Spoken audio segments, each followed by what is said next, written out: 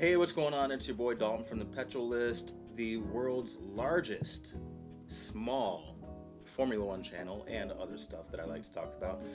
Before I get started, please go ahead and like this video. Make sure you leave comments. Yes, comments. I still welcome them even after the onslaught from last week. If you didn't read those, go back and read them. They're pretty entertaining.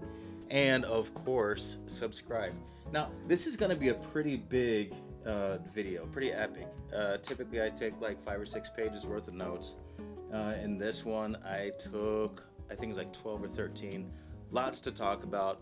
Feel free to fast forward to the timestamp here if you want to get to an actual review of the race. I typically talk about, the housekeeping stuff or whatever passionate opinions I've got about the race, and then I'll do a recap of the race for you. So if you fast forward, you'll get to that. But in the meantime, let's get into some opinion. All right, opinion and facts. Opinion and facts.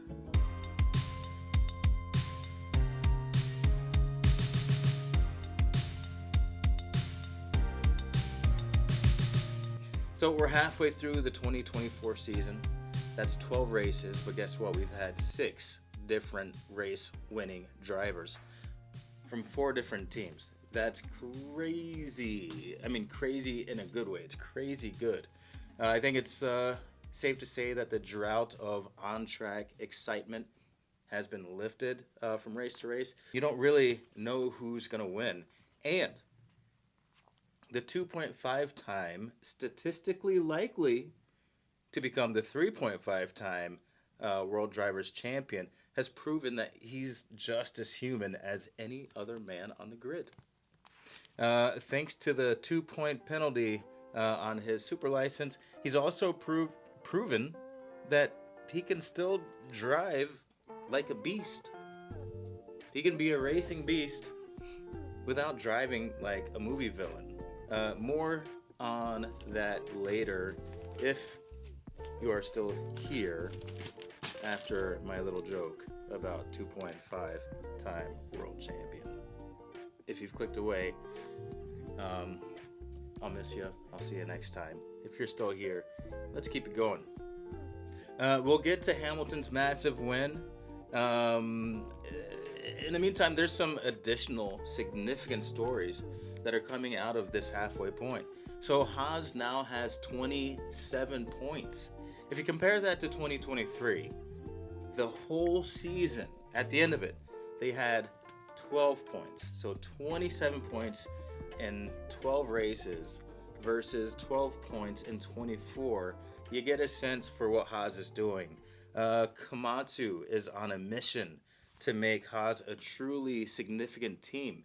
Maybe they'll be mid-tier, maybe they'll be upper mid-tier, but he is really pushing for this team to be great.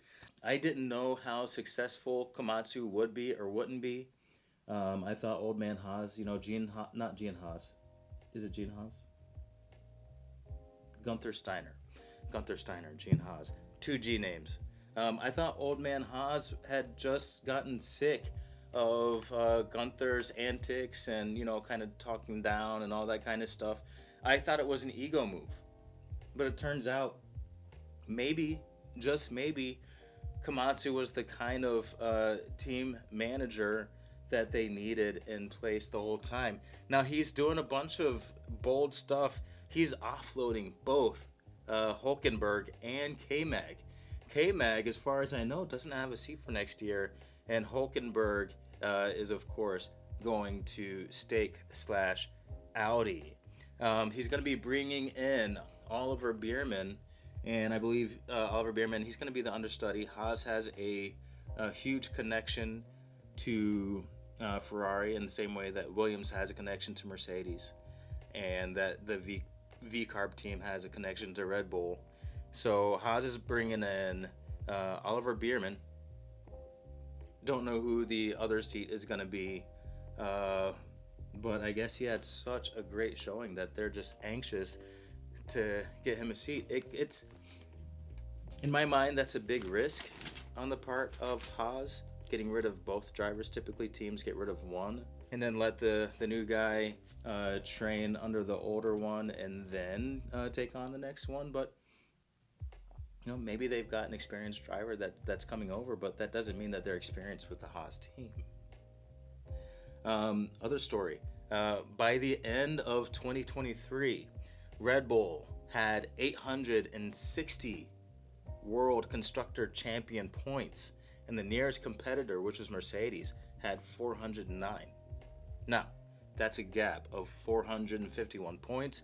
Today, halfway through 2024, and Red Bull only leads their nearest competitor, which is Ferrari, by 71 points. 373 to 302. That's a massively different trajectory than what we had in 2023. So the drought of challengers, of on-track excitement has definitely come to an end. Ferrari also announced that they're parting ways with their technical director of the chassis area, Enrico Cordile, or maybe it's Cordile, I don't know. But is it a move of desperation to try to keep Ferrari on a trajectory to get second place, maybe even first place in the World Constructors Championship? Is it a move of desperation because we've seen the Ferraris kind of fall off over the last couple of races as compared to earlier on in the season? Or are they simply decluttering and making room for one Adrian Newey? Who knows? Maybe, maybe not. We'll find out soon, I guess. Sergio Perez, he has been a boat anchor for Red Bull.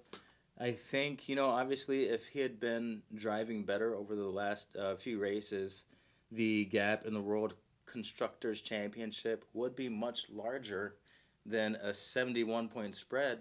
But he's been very inconsistent. He's a great driver. He's a fast driver. But sometimes it just seems like his head isn't in the game, and that seems to be the case right now. And he also just violated a performance clause in his contract. Now, in his contract, it says that he is to only have a 100-point drivers' championship deficit to his main driver, to his lead driver, Max Verstappen. Right now, he's got a deficit of 119. Does that mean they're going to let him go at the end of the season? Does that mean they're going to let him go halfway through the season? Who knows? Because, let's face it, Perez is loaded. Perez is connected. He is a hero in his home country. It's a lot to get rid of. He brings in a lot of dollars, and he is a gifted driver. It's just consistency. I don't know what's going on right now, but at this point, it's anyone's guess what his future in F1 is going to be. Now, let's transition into the story that I know everyone has been waiting for. We're almost 9 minutes into this video. We haven't talked about Lewis Hamilton yet. Let's do it. So it's been 945 days since Lewis Hamilton's last win. That's over 2.5 years, almost 2.6 years to be exact. That's long enough to make anybody question if they still have what it takes in any elite athletic endeavor. If you had been getting, bad reviews at work for the last 2.6 years, you might think it's time for a new industry.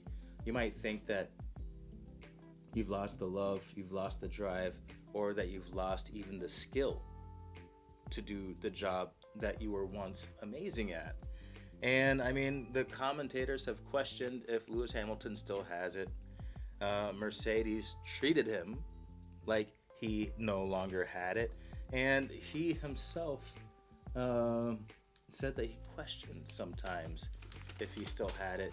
And it's a testament to human perseverance in the form of one Sir Lewis Hamilton that he kept it going.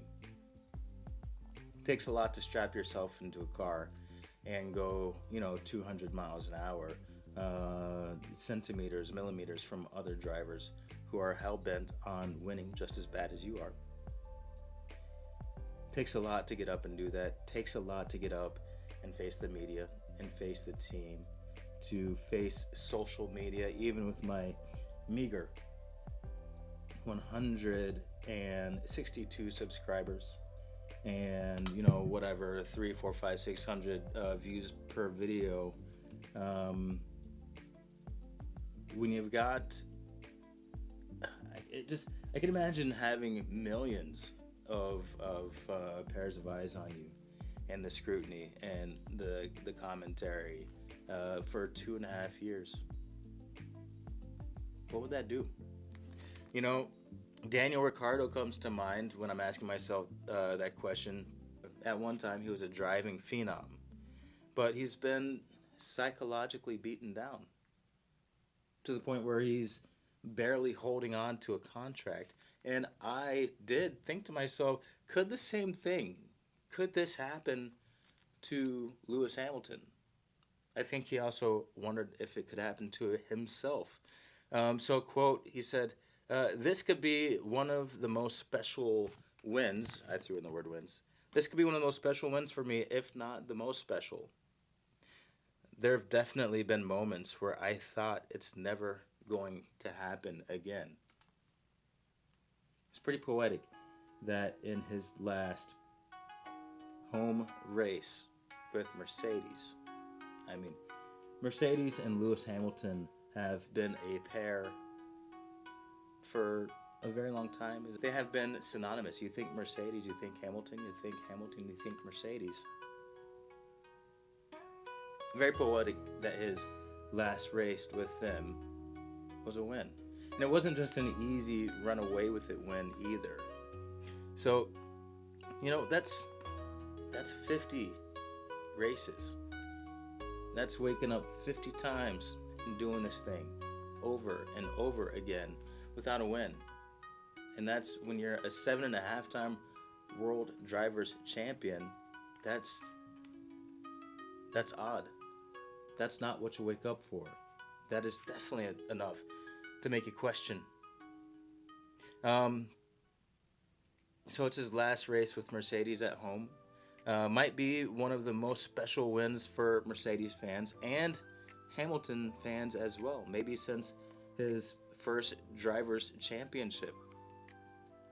Definitely a special win for all Formula One fans, at least during this 2024 season. Let's talk a little bit about stats. 104 wins, 12 consecutive podiums at Silverstone. That's 15 total podiums there. First driver over 300 races to win a race. So he's done 344 races. On his 344th race, he got a win. That's after a 50 race drought. That's pretty special. 199th podium, extending his own Formula One all-time record. And that's 150th podium driving for Mercedes. Toto Wolff looked genuinely happy for Lewis Hamilton. George Russell, even though he DNF'd, came over and congratulated Lewis Hamilton. And Bono looked as if he was hugging his own brother during the celebration. And of course, who could forget the hug between Lewis Hamilton and his father, and Lewis Hamilton and his mother? They're still parents. They're still watching their son drive around a track at 200 miles an hour. They're still watching their son take on, the pressures of the world and, suffering through an enormous amount of negativity, not just from his own team, but from, commentators, from fans, speculators, they're still watching, their child go through that. My mom is still with us, and I know that when I've got hard times, she feels it. So this was a very, very human win, a very inspirational win, and I think it's one that kind of transcends just your run-of-the-mill win of a Formula One Grand Prix race. It reminds me a little bit of the gravity of Lando Norris's first win. The gravity of Charles Leclerc finally winning in Monaco. 2024 has been a season of phenomenal wins, phenomenal drives, and moments where the odds were beaten. This is definitely one of them. And oh yeah, the race was darn good too. Let's get to it. All right, so lap 1, the front runners all get off to a great start except for Lando Norris. Lewis Hamilton tucks in behind George Russell. Verstappen immediately gains a place on Norris with a great move in traffic to the outside line. Looked almost like he'd overtake Lewis Hamilton as well. Lewis Hamilton did end up maintaining his pace and maintaining his second position. Fairly smooth sailing over the next handful of laps. George Russell extended the lead, and Verstappen eased back to nearly 2.5 seconds behind Lewis Hamilton by lap 9. Lap 13, George Russell has the fastest lap. The Ferraris seem to be edging their way back into the battle, but rain was on the horizon. Rain at this point in a race, test of every aspect of the team. There's tire strategy. You pit too early and go on inners, and that means slow laps, waiting for the rain to actually come on, and maybe even extra pit stops if it's too dry for the inters, because a dry track will absolutely destroy your inters really, really quickly. Wait too late, and you risk crawling lap times for your driver. You risk your driver going off track, and of course, you risk a crash that could end a race for the driver because the track surface is simply too slick. And then you've got the driver transition from a dry to a wet track. You got to be able to read the track, and you've got to be able to quickly interpret levels of grip at 200 plus miles an hour. It's a true test of every working part of your team, and we'll see that later on. And also, can your pit crew, can they provide consistent 3-second or better pit stops for your driver? Crucial, especially in races where the leads are decided by seconds, 1.5 seconds, 2.5 seconds, stuff like that. Your pit stops have to be on point. Lap 15, Verstappen is passed by Norris under DRS, and he stays absolutely composed. No moving in the braking zone. Proves that he can race and pick his fights, which he absolutely does later. No moving, no crashing, just the knowledge that he is an amazing driver and that he can live to fight another lap and pick up the place should he deserve to pick it up. That's crucial. I stand behind every word that I said during my last video, and I'm not giving Max Verstappen compliments because I got a lot of negative comments from Verstappen fans. If you go back in my videos, I give Verstappen his flowers when he deserves them, but I'm also one who's going to share my opinions when he deserves negative ones, and I try to do that across the board. Lap 18, Lewis Hamilton has a very clean pass on George Russell. George Russell did move to defend just a little bit, but he thought better of it, and I think he finally realized that a fight at that point in the race would slow both him down and Lewis Hamilton down, and that is at a time when you don't want to slow it down. You've got two extremely fast McLarens behind you, and you've got Max Verstappen. You don't want to give them any advantages when it comes to scrubbing speed off your own race. Lewis Hamilton had the advantage of speed. He had the overlap. He went for the pass, and his teammate did the right thing. Lap 19, an enormous off for both of the Mercedes. Both drivers kept it tidy. GR got passed by Norris after the loss of speed. And then Norris overtakes Hamilton for the lead in lap 20.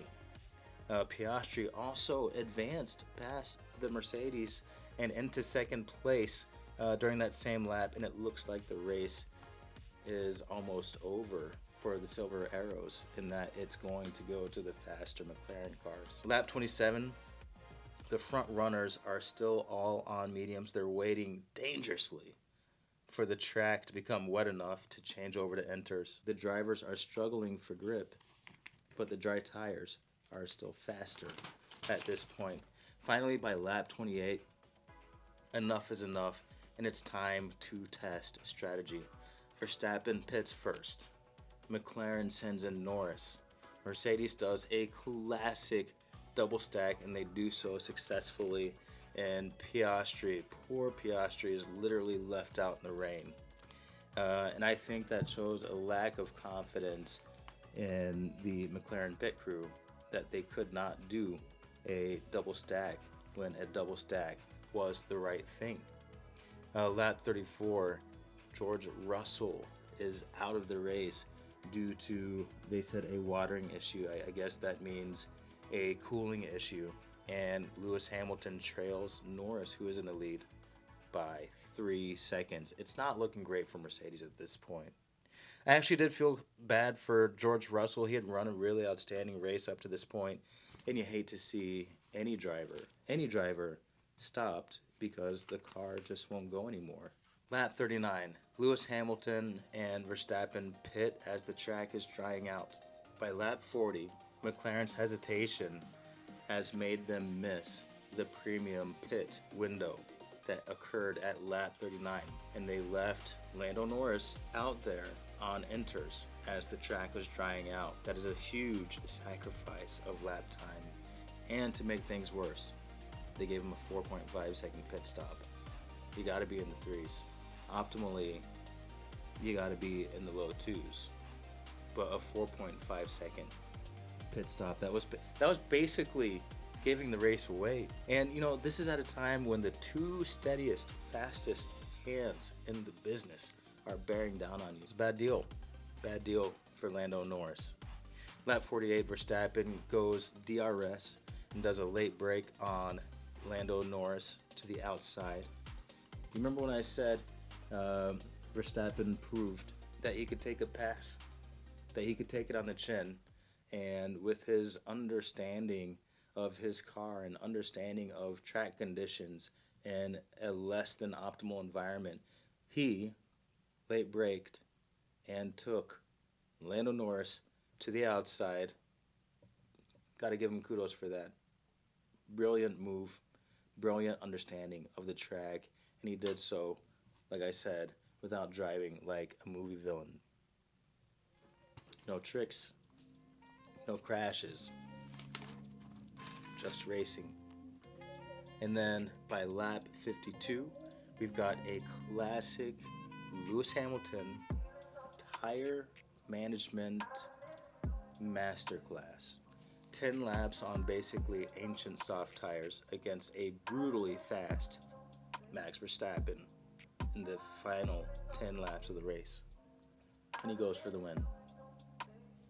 You know, if this last clip doesn't make you a happy racing fan, no matter whose team you support, you may not actually be a racing fan. Lewis Hamilton's last race at home with Mercedes, and his first win in nearly 1,000 days. Victory ever! Absolutely brilliant! Get in there, Lewis! You're the man! Thank you so much, guys. It means a lot. It means a lot to get this one. A big thank you to all the fans here. Love you guys. And what a sign of 2.5 years is a long time to suffer through not having the success that you're used to, not even close to the success that you're used to. And the fact that he was able to wake up and do this day in and day out and day in and day out until he got a win, that's pretty massive. And I think that's a good look for anyone.